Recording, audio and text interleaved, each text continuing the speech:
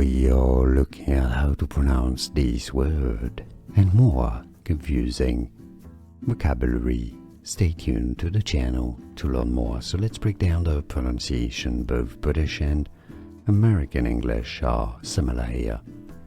Throughout, okay, 2 syllables. Through, out. Stress on the second syllable.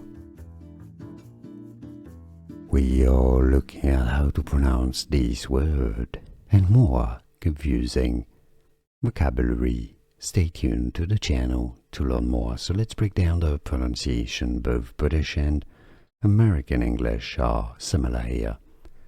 Throughout, okay, 2 syllables. Through, out.